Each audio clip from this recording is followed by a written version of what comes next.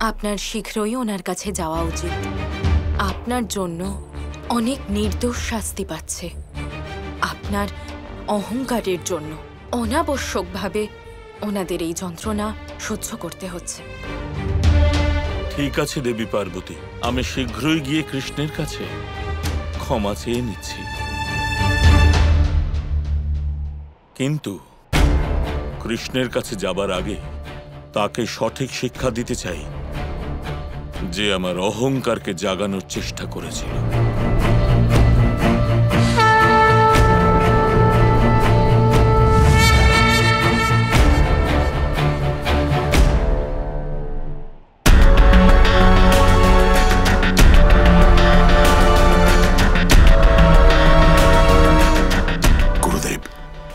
আপনি আমায় কোথায় নিয়ে এসছেন? এখানে তো কিছুই নেই। এখনই জানতে পারবে।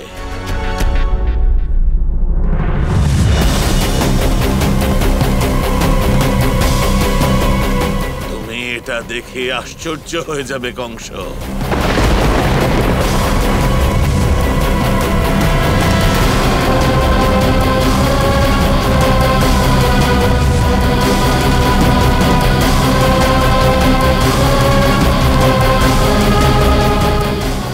শুক্রাচার্য, আমার সঙ্গে এই ছলনা আর তোমার এই ষড়যন্ত্র লোভী কংসের লাভের জন্য করেছো। এবার দেখবে তোমার এই ষড়যন্ত্রের ফলাফল কি হয়। গুরু শুক্রাচার্য, এই ধোঁয়া সরান। আমি ওর ভিতরে দেখার জন্য ব্যাকুল হয়ে আছি। সরিয়ে ফেলুন।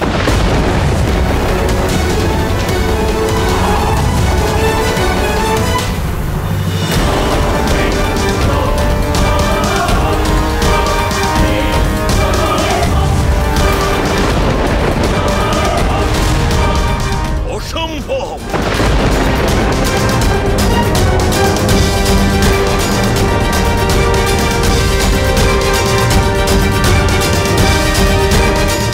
গুরুদেব, এ কেমন পরিহাস!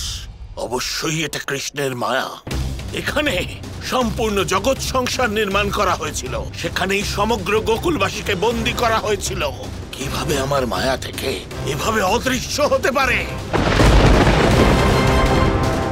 বিশ্বাস করো কংস, সবাই এখানে ছিল। গুরুদেব, এখন আমি অত্যন্ত নিরাশ হয়েছি।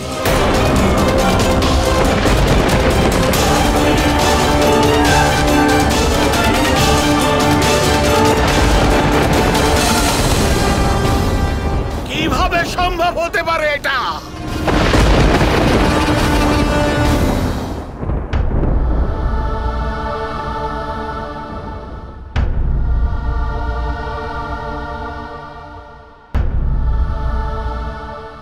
হে নারায়ণ, আমি আপনার লীলা বুঝতে পেরেছি। আমি স্বীকার করছি যে আমি বৃন্দাবনবাসীদের লুপ্ত করেছিলাম। আমি ওনাদের এখন ফিরিয়ে দিতে চাই। ঠিক আছে ব্রহ্মদেব।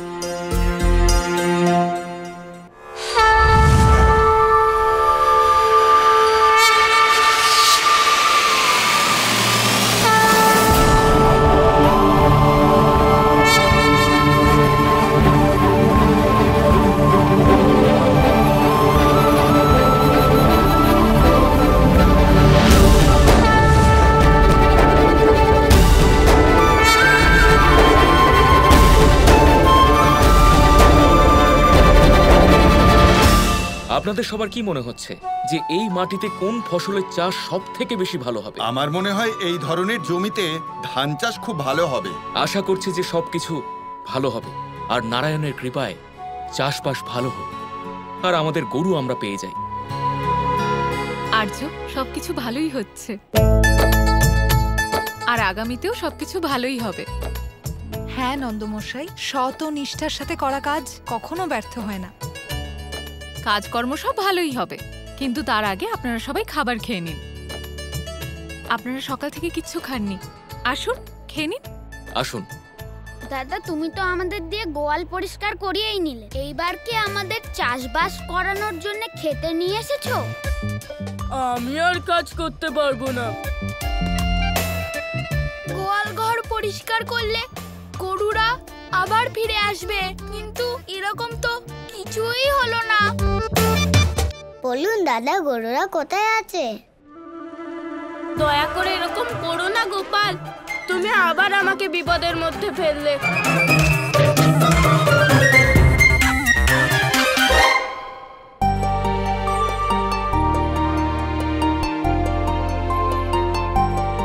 চলো প্রধান মশাই, একটা বাজি রাখা যাক। যদি তোমার কথা মিথ্যে প্রমাণ হয় তাহলে তোমাকে আজ না খেয়ে থাকতে হবে। বৃন্দা, তুমি দাদার সাথে এরকম বাজে ব্যবহার কি করে করতে পারো? আমি তো শুধু এই জন্যই বললাম যে আগের বার আমি যখন দাদার সাথে বাজি রেখেছিলাম তখন দাদা জিতে গেছিল, তাই এইবারও চাই যে আমাদের দাদা জিতে যায় আর আমাদের গরুগুলো ফিরে আসে। মাখন তো পেলামই না, আবার এরকম যেন না হয়ে যায় যে শুকনো ভাতও পেলাম না। যদি বৃন্দার কথা সত্যি হয় তাহলে তো খুব মজা হবে দাদা। প্রধান মশাই, চলো রাখো বাজি।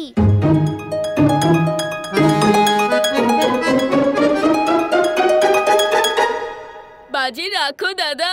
হে মহাদেব, নারায়ণের লীলা থেকে আমাকে বাঁচান। আপনি আপনার আরাধ্যকে বোঝান যে শেষনাগ না খেয়ে থাকতে পারে না।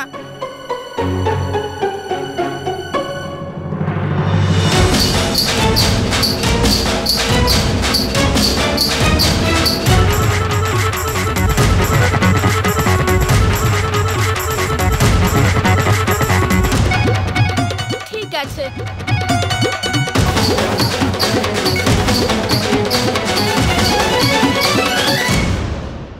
আমার ভ্রাতার দুষ্টুমি বেড়েই চলেছে।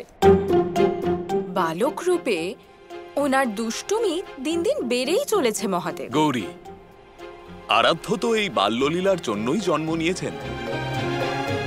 এখন শুধু দেখে যাও, এরকম আরো অনেক দুষ্টুমি দেখতে পাবে।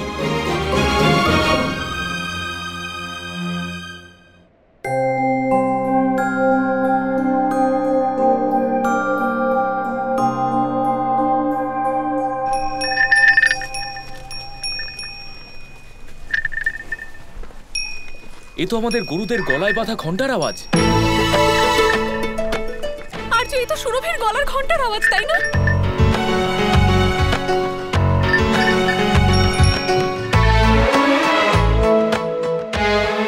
আমি বলছি যে এই আওয়াজটা কোথা থেকে আসছে?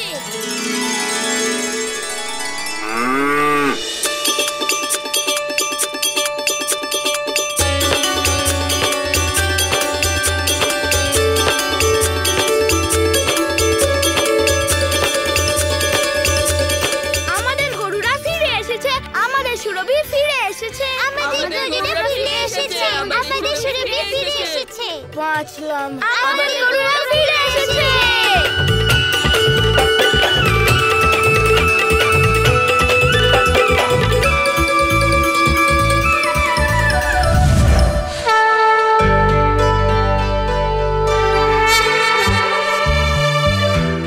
প্রণাম বোম্বরে। আমায় ক্ষমা করুন নারায়ণ, আমি যা করেছি তা অনুচিত হয়েছে। আপনাকে সন্দেহ করা আমার উচিত হয়নি। আপনার ক্ষমা চাওয়ার দরকার নেই। আপনি এখানে বম্বদের রূপে এসেছেন, তাহলে কি আপনি আমাদের বৃন্দাবনকে আশীর্বাদ করবেন না? আজ আমি আমার পরাজয় স্বীকার করছি নারায়ণ,